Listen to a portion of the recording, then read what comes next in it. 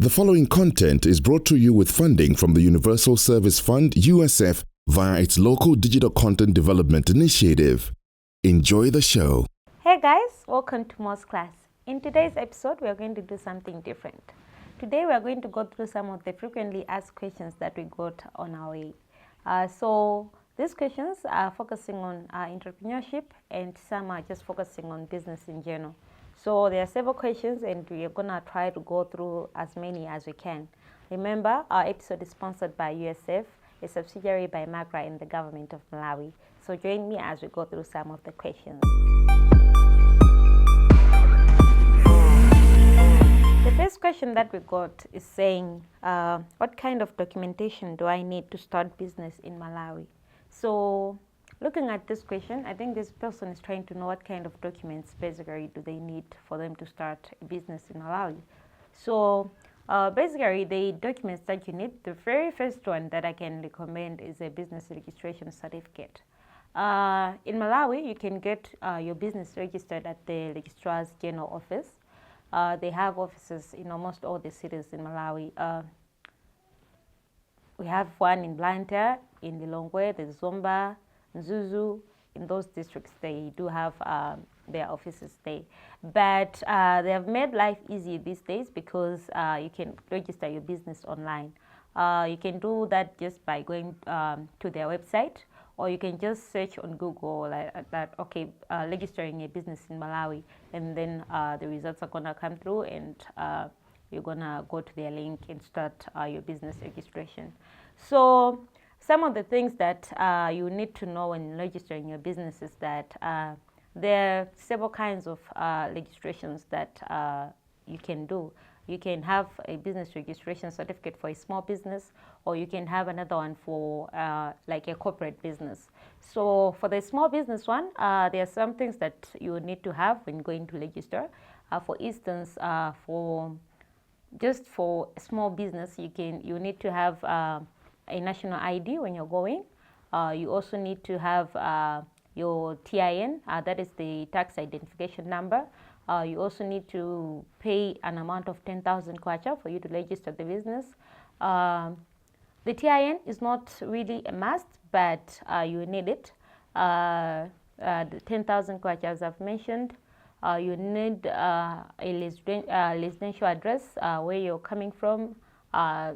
Details as those are like the name of the TA, the name of the area that you're coming from, and some things like, what's the other thing? I've mentioned the tax identification number, your national ID, a 10,000 kwacha fee, this the residential address, or your phone number and your email address. So those are some of the basic things that you need for you to register your business, a small business. But for the corporate one, you also need the similar things, but there's some kind of extra documents that they need. They look for things like names of the directors of your company. So the names of the directors, they need to come with their national IDs. They also need to have TIN numbers. As I've mentioned, you can get your tax identification number at MRA, so they'll need to have those. And the fee is also kind of different as compared to the small business one, because there I think you pay 75,000 kwacha now. Yeah, so for you to register a proper corporate business, that's the amount that you need, and you need TIN numbers for all the directors of the company.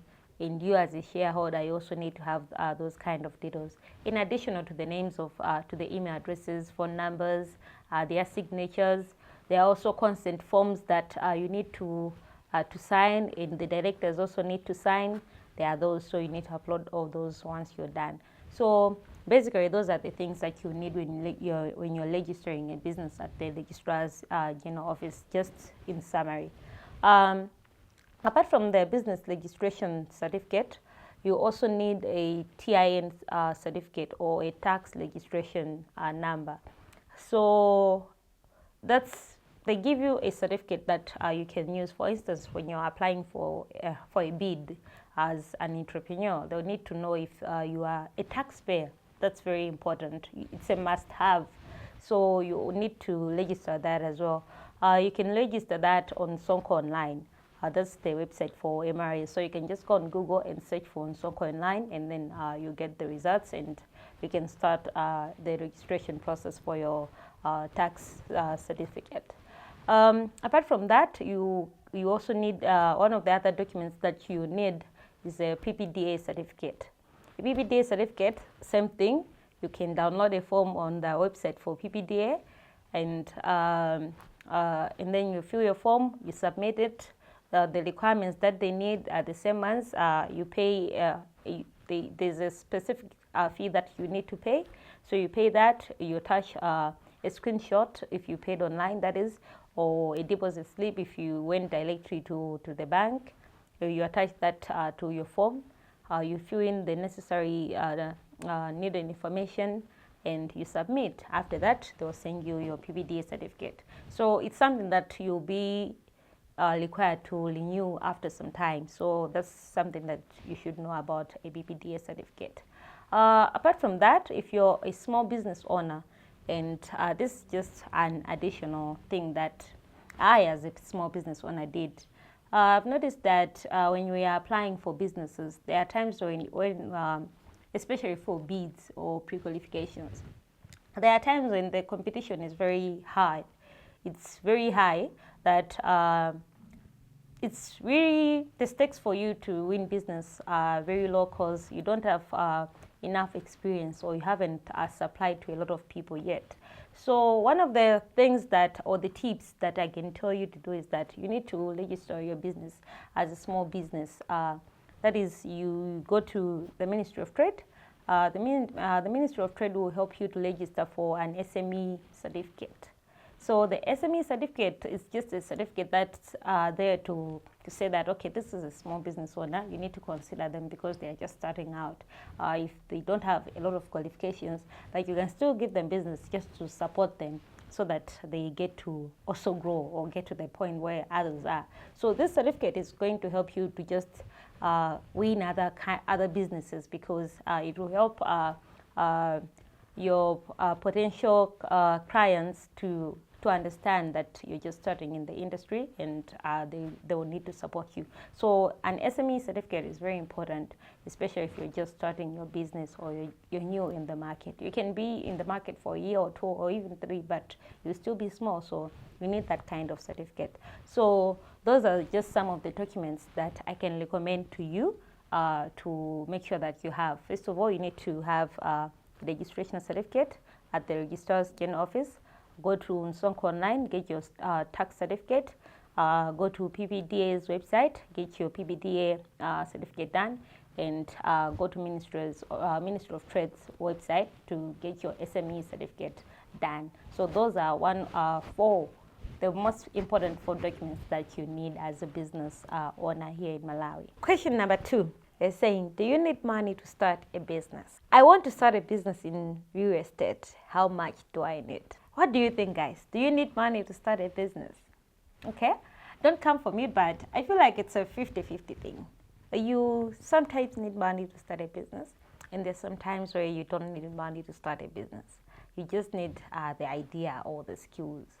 For example, there's some businesses like, let's say you do gardening, yeah? So you want to start offering services in gardening, yeah? It's something that you can just start. You just need the skills. You just need to offer people guidance on, okay, this is how you can take care of your gardens and something like that. Those are small businesses that I don't think you need capital to start them. For another example would be, you are an MC. You want to turn that into a proper business. You don't need capital to do that. You already have the skills. You just need to, to boost your skills, and that's that. You're in business. On the other hand, there are some businesses which you can't start without capital. You still need capital. For instance, I want to start selling agricultural products, and these are products that I'm not farming on my own. I need to just buy from farmers and then start selling them. I'll need money to start, let's say, bags of rice, and I'll need money to buy bags of maize. So those are things that no matter what, no matter the situation that I'm in, I'll need capital to start those kinds of businesses. So to me, it's a 50-50 thing. It also depends on what kind of business you want to venture into. So you need money with other businesses, and you don't need money with other kinds of businesses. So in real estate, I can assume that maybe if I got more clarity on what kind of real estate you want to venture into, we can say here in Malawi, Tilinima agent, when we want to look for a house, I don't think an agent needs a lot of money for them to start their business. They just need to start walking around the neighborhoods and to see, okay, do you have vacant houses, or are you selling a house? Let me sell it for you. If they will need capital, it's just social airtime or a bundle for them to post their houses on social media. So they can start small. They don't need a lot of capital. They'll need like 5K for them to start. So that's that. So it depends on what kind of real estate you want to venture into. But if it's something small like that, I don't think you need a lot of money to start. It's something that it just needs you to be dedicated in it. You say, okay, today I'm starting to look for houses for sale, or today I'm starting to look for houses for rent, and I'll be posting them on social media. So that's that. But then if you're talking about the real estate where you start building and you sell the houses, those are your houses, and oh gosh, you need money. You need a lot of money for you to start that. So my answer is that it's 50-50. You need money with other businesses, and you don't need money with other kinds of businesses. Question number 3 is saying that, Maureen, do we really need a business plan? Is it really necessary for one to have a business plan before they start a business? I've tried to write one, and it's very long. So the question is a business plan really necessary for one to start a business? So we talked about writing a business plan previously and the importance of having a business plan. So I feel like it's really important. I should say it's important for you to have a business plan. You need direction. You need to know the projections, the financial projections of your business. You need to have a proper direction. If someone asks you about your business, what are your plans, what are your goals, you should be able to answer. What's your target market? You should be able to give them answers that, okay, this is what we are targeting. So a business plan will help you to have that kind of direction. And people say that, okay, since now we have different kinds of people that can finance your businesses, you can go to NGOs and things like those. We just don't depend on banks.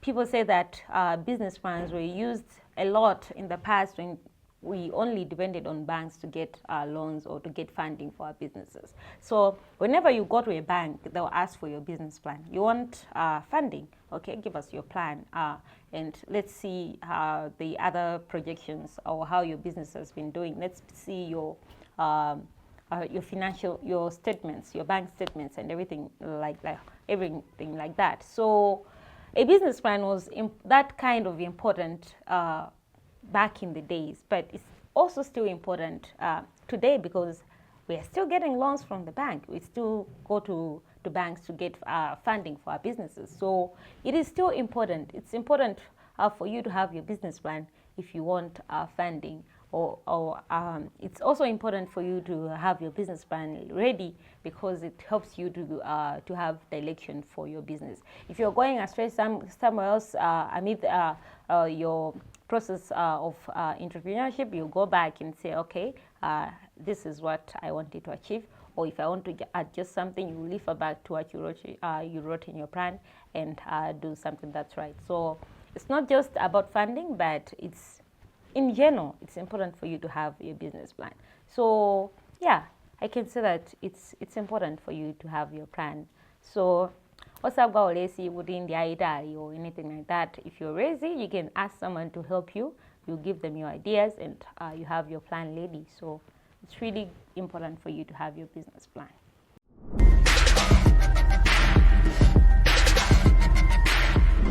Question number 4, they're saying that I'm a woman doing business in Malawi.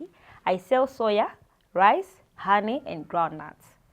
The packaging is very excellent, and I would like to start selling abroad. How do I start exporting? This is someone who is in the agriculture sector from the products that they have mentioned. They have mentioned soya, rice, honey, and groundnuts. And some of the advantages there, we can say that, okay, these are agriculture products. They're doing well on the market. And apart from that, she has said that her packaging is really good. So we should assume that even the branding is also good. So she wants to start selling her things abroad. How can she start exporting? So I'll just share some of the tips that I know about exporting, how you can start exporting. These are also tips that I shared with some group of women that I once trained under the Ministry of Trade. So first of all, you need to have your business registered. Make sure that even though the branding is well done, the packaging is good, your business must be registered. For your products to go outside, for you to pass through MIA and everything else, those products need to be registered. So register your company. You need all those documents that we mentioned about. You need that registration certificate. You need those PPDA certificates. You need that tax certificate. Have those. And if you think that it's important for you to have an SME certificate, also you need to go for it. Apart from that, you need to make sure that you are able to find or to research markets. How can you do that? Here in Malawi, we have the agricultural fair that happens at least once or twice a year. Go to such kind of events. Ku agriculture trade fair kuja, kumakaya so many potential buyers. I just go there sometimes just to take a walk, just to look at what people are doing, because I'm not in the agriculture sector.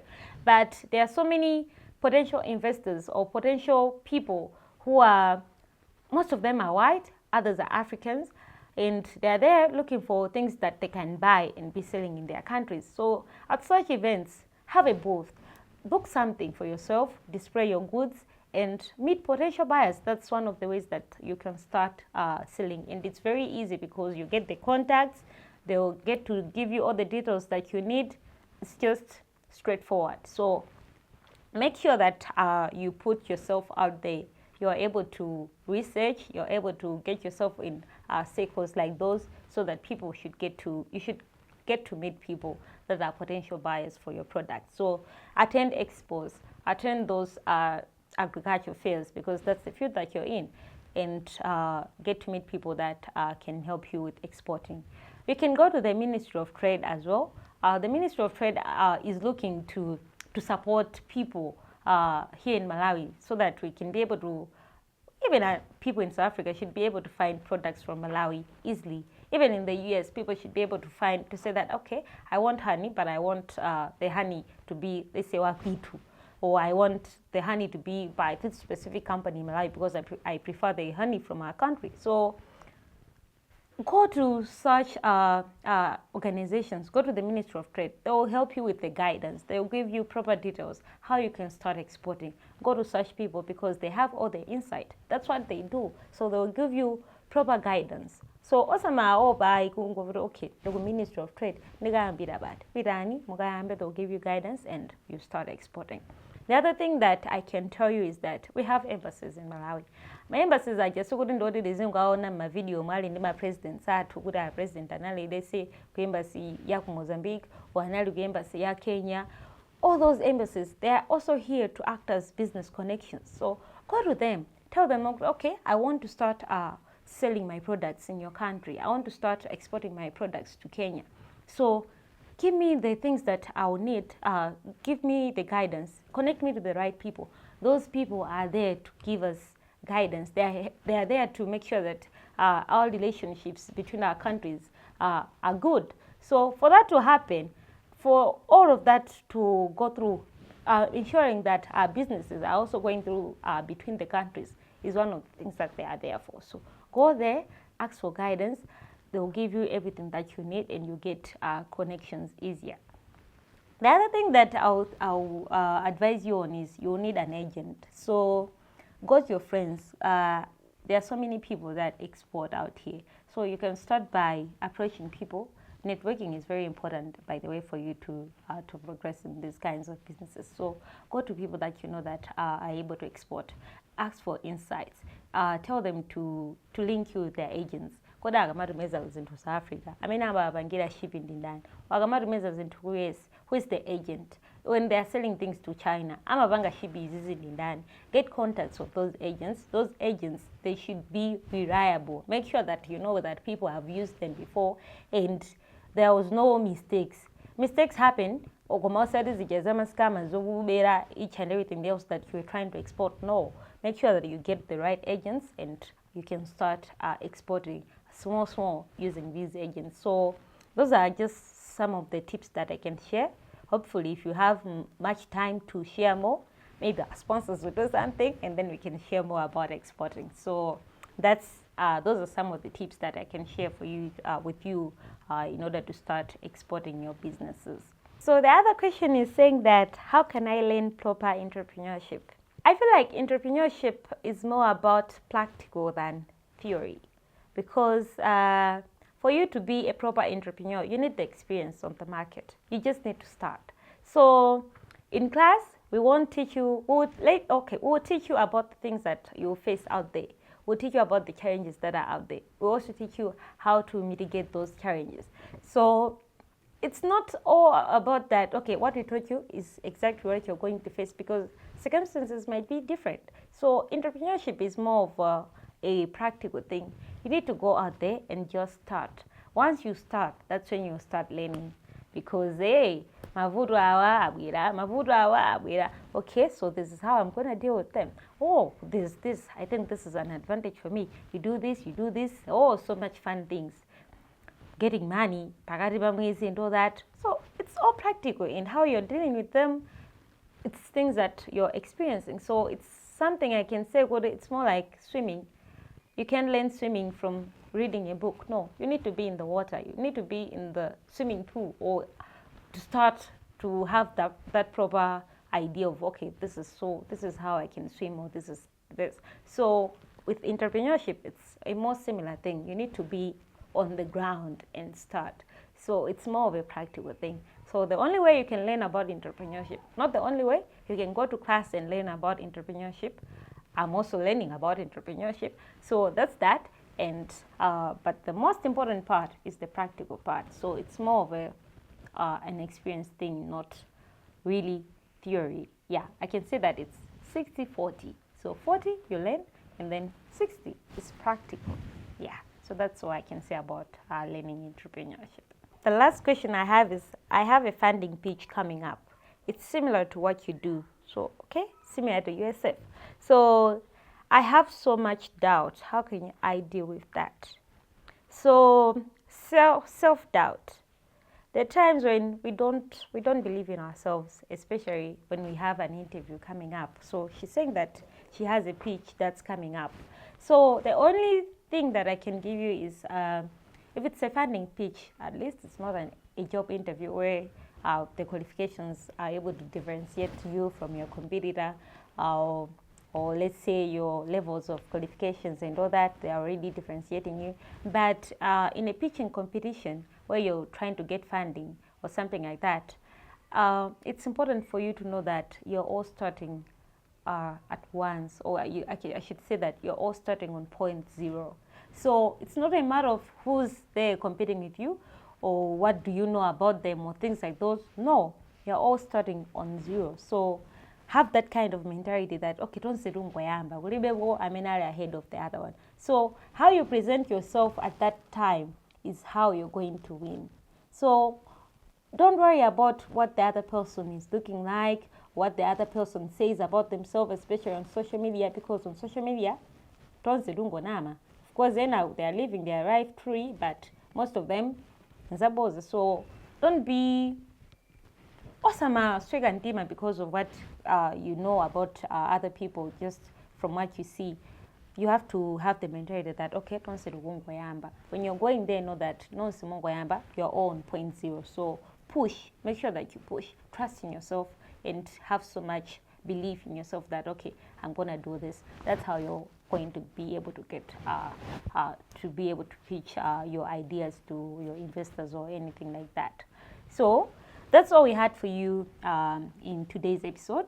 I hope that I've answered some of your questions according to your liking. And I would like to thank our sponsors once again, USF, for funding this episode. And I'll see you in the next episode. Bye.